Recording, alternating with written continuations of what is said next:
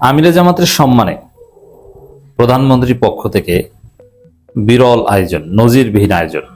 এরকম আয়োজনের কোনো এক্সাম্পল বাংলাদেশের রাজনীতিতে অতীতে দেখা যায় না। এটা বিরোধী দলীয় নেতার প্রতি সংসদ নেতা তথা প্রধানমন্ত্রীর একটা সম্মান। দর্শক, এটা অ্যাট দি সেম টাইম জামাত ইসলামীকে খুশি করতে একটা চেষ্টা বিএনপির, কিন্তু সেই চেষ্টা ব্যর্থ হবে, বুমেরাং হবে। জিনিসটা ভালো, কিন্তু বিএনপির উদ্দেশ্য ভালো না। কিন্তু যতটুকু ভালো ততটুকু আমরা প্রশংসা করছি। আপনারা জানেন যে প্রধানমন্ত্রী নিজে তারেক রহমানের প্রতি, ডাক্তার শফিকুর রহমানের প্রতি আলাদা একটা রেসপেক্ট দেখাচ্ছেন। যেমন দেখলে হাসি দিয়ে কথা বলা এবং এত ঘনিষ্ঠভাবে ইন্টারাকশন করা যাতে সরকারি দল বিরোধী দল এটা মনেই হয় না, একদম ক্লোজ। এবং প্রধানমন্ত্রী নিজে নির্দেশ দিয়েছেন, স্থানীয় সরকার প্রতিমন্ত্রীকে দায়িত্ব দিয়েছেন যে ডাক্তার শফিকুর রহমান এলাকার উন্নয়নের দেখভাল করতে হবে আপনাকে, এবং এটা আপনি সমন্বয় করবেন, বৈঠক করবেন, তার কাছে যাবেন সময় নিয়ে, ঢাকা উত্তরের প্রশাসককে নিয়ে যাবেন, তার এলাকায় উন্নয়নের জোয়ার বতে যা লাগবে তার নিজের মতো করে কাজ করতে যত বাজেট যা লাগবে সব আমি বিশেষ বিবেচনায় দিব।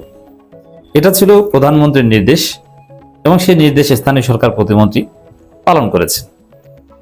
তো এটা ডেফিনেটলি একটা সম্মান, এবং এতটাই সম্মান যে বাংলাদেশে অতীতে অনেক সরকার প্রধান এবং বিরোধী দল আমরা দেখেছি, কিন্তু বিরোধী দল নেতার প্রতি এই সম্মান কোন সরকার প্রধান দেখিয়েছেন এরকম কোনো নজির নেই। তবে ভেরি সিম্পল যে এখানে হয়তো প্রধানমন্ত্রীর নির্দেশে বিরোধী দলীয় নেতার কাছে মন্ত্রী গেল অথবা উন্নয়ন সমন্বয় করলো, কি আর এমন উন্নয়ন করবে, ঢাকা 15 আসরে কি এমন ঘটাবে? ওটা হয়তো অন্য 10 জন এমপির জন্য যা বরাদ্দ সরকার দলের সেরকমই হবে, আলাদা তো কিছু না। বা তারেক রহমান নিজেও তো ঢাকা 17 আসনের এমপি, তার মতো ওইসব জায়গা যেরকম হবে হয়তো এরকমই, আলাদা কিছু না। এটা আহামরি কিছু না। আর ঢাকার শহরে একজন এমপির জন্য আহামরি কি আর করার আছে? তিনি তো আর ঢাকা 15 আসনকে আলাদা করে একদম সিঙ্গাপুর বানিয়ে দেবেন না। ওভারঅল তো এটা বৃহত্তর ঢাকার একটা অংশ। এই জন্য টাকা পয়সা বা অর্থ এগুলো বড় বিষয় না, যে একদম আহামরি কোনো একটা উন্নয়ন হয়ে যাবে, প্রধানমন্ত্রী দেখভাল করেছেন এই কারণে ঢাকা 15 সিঙ্গাপুর দক্ষিণ কোরিয়া হয়ে যাবে, এটা মনে করার কোনো কারণ নেই। কিন্তু এই যে নির্দেশটা মন্ত্রীকে পাঠানো, যে বিরোধী দলীয় নেতার কাছে যান এবং বিরোধী দলীয় নেতার সম্মানে আলাদা বৈঠকের আয়োজন করা, তাকে নিয়ে তাকে মাঝখানে বসিয়ে যে উন্নয়নের জন্য কি লাগবে বলেন, প্রধানমন্ত্রী আমাকে পাঠিয়েছে, আমি মন্ত্রী, এরকম দৃশ্য বাংলাদেশে কখনো ঘটেনি। This is for the first time in history. কিন্তু এটা দ্বারা বিএনপি অর্জন করতে চায় কি? ডেফিনেটলি আপনারা জানেন যে জুলাই সনদ বিএনপি বাস্তবায়ন করছে না, গণভোটের রায় কার্যত অস্বীকার করছে, সংবিধান সংস্কার পরিষদের শপথ তারা নিচ্ছে না, সভা আয়োজন করছে না, সরাসরি এখানে জনগণের সাথে প্রতারণা করছে বিএনপি সরকার। একই সাথে আন্তর্জাতিকভাবে তারা যথেষ্ট চাপে আছে। আওয়ামী লীগের ষড়যন্ত্র তো আছেই, at the same time Bharat বাংলাদেশের বিরুদ্ধে উঠে পড়ে লেগেছে। বাংলাদেশকে জঙ্গি রাষ্ট্র হিসাবে প্রমাণ করতে ভারত এবং ইসরায়েল যৌথ ষড়যন্ত্র করছে, এবং তাদের অর্থায়নে নানান জায়গায় অলরেডি অনেক কথিত জঙ্গি ধরা পড়ছে। ওভারঅল ভারতের ষড়যন্ত্রে প্রধানমন্ত্রী অতিষ্ঠ। এই জায়গায় ডেফিনেটলি দর্শক, বিরোধী দলের সহায়তা সরকারের জন্য দরকার টিকে থাকতে, চাপ সামাল দিতে। কারণ দেশের ভিতরে জামাত যদি আন্দোলন করে জুলাই সনদ এবং গণভোটের রায় বাস্তবায়নের দাবিতে, আবার ভারতের ষড়যন্ত্র তো আছেই, সেখানে একটা অস্বস্তিকর অপ্রীতিকর একটা পরিস্থিতি তৈরি হয়ে যেতে পারে। যার ফলে আন্তর্জাতিক চাপ সামাল দিতে বা 111 পন্থী বা আওয়ামী লীগের চাপ সামাল দিতে জামাতকে এখানে আস্থায় নেওয়া দরকার। তো এই জন্য জামাত যাতে আন্দোলন না করে, বিএনপিকে যাতে ব্লাঙ্ক চেক দেয়, সেজন্য আমির জামাতকে খুশি করার চেষ্টা, তার আসন নিয়ে এত গুরুত্ব দেয়া, যে জন্যই দেখ এই জিনিসটা পজিটিভ। অবশ্যই প্রত্যেকটা কাজের পিছনে একটা উদ্দেশ্য থাকবে, উদ্দেশ্য ছাড়া রাজনীতি কিছু হয় না। এটা ইসলামী দলও কোনো একজন নেতা কোনো একটা কাজ করলো, কোথাও গেল, দেখবেন যে তার একটা উদ্দেশ্য আছে, যেখানে গেলে তার তেমন লাভ নাই, সেখানে তেমন সে সর্বোচ্চ এফোর্ট দিতে চায় না। যে জায়গায় কোনো জামাত নেতা বক্তব্য দিলে তার বিশেষ অর্জন আছে, সেখানে তিনি 3-4 দিন স্টাডি করে প্রয়োজনে বক্তব্য দেবেন। আর যেখানে বক্তব্য মিডিয়া আসবে না, কোনো দাম নাই, জাস্ট কয়েকজন হয়তো বা শুনবে, সেখানে দেখবেন যে একটা উপস্থিত বক্তব্য দিয়ে আসে। মানুষ বা পলিটিক্যাল বিং লাভ ছাড়া ড্রিভেন হয় না। It's very simple.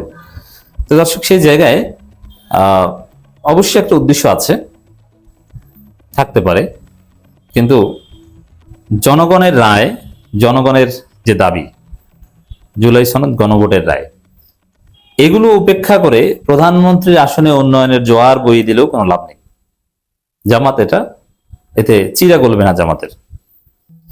অলরেডি আপনারা দেখেছেন যে সংসদ ভবনের একদম কোল ঘেঁষে দাঁড়িয়ে জামাতের সেক্রেটারি এক প্রকার হুমকি দিয়ে এসেছেন, দেশ সংঘাতের দিকে যেতে পারে যদি গণভোটের রায় না মানেন। জোরালো বক্তব্য দিচ্ছে জামাত নেতৃবৃন্দ।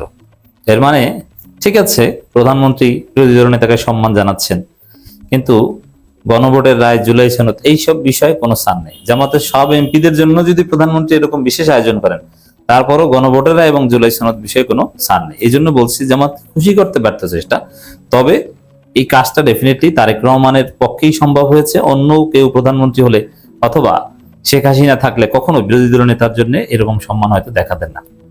আর জামাতের প্রতিদান ডেফিনেটলি দিচ্ছে, অনেক এক্সামশন বিএনপি সরকারকে দিচ্ছে এবং সময় দিচ্ছে।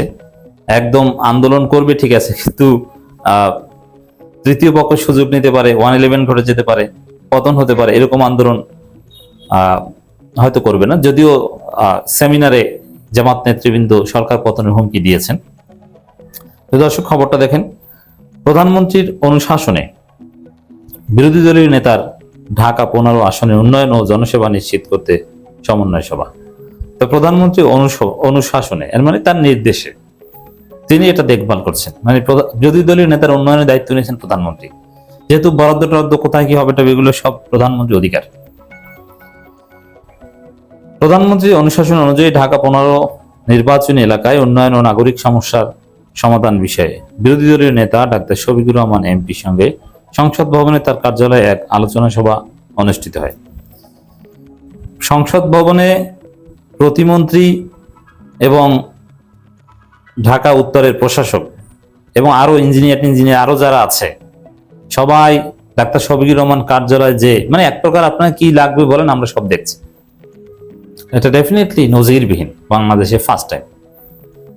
তবে ওই যে বললাম যে এর মধ্য দিয়ে যদি আপনি কোনো ইল মোটিভ অ্যাচিভ করতে চান, সেটা বুমেরাং হবে। তবে এর মধ্য দিয়ে যদি একটা সুন্দর কালচার কন্টিনিউ করতে চান, এটা ভালো হবে। আয়োজিত আলোচনা সভায় এলাকার রাস্তা, ড্রেন ও ফুটপাতের সংস্কার ও পুনর্নির্মাণ, গ্যাস, বিদ্যুৎ ও সুপেয় পানি সরবরাহ এবং আইনশৃঙ্খলা পরিস্থিতি সহ বিভিন্ন উন্নয়নমূলক বিষয় নিয়ে বিস্তারিত আলোচনা করা হয়। একই সঙ্গে জনদুর্ভোগ নিরসনে সংশ্লিষ্ট দপ্তরগুলোকে দ্রুত প্রয়োজনীয় পদক্ষেপ গ্রহণের সিদ্ধান্ত গৃহীত হয়। আমরা এখানে বৈষম্য চাই না, যে ডাক্তার শফিকুর রহমান এলাকায় স্পেশাল নজর, অন্য এলাকায় স্পেশাল নজর না। আমরা সব জায়গায় সমানভাবে উন্নয়নের জোয়ার দেখতে চাই, নাগরিক সমস্যার সমাধান দেখতে চাই, নাম্বার 1। দ্বিতীয় হচ্ছে, এই যে দৃশ্য, বিরোধী দল নেতার কার্যালয়ে সরকারের মন্ত্রীরা চলে গেছে, যে কি লাগবে আপনারা বলেন, সব সময় সমাধান করে দিচ্ছে। এটা দেখে ফ্যাসিস্টদের কলিজা পড়ছে, তাদের জ্বলছে। জ্বলুক, মৌতু বিগাইজুকুম।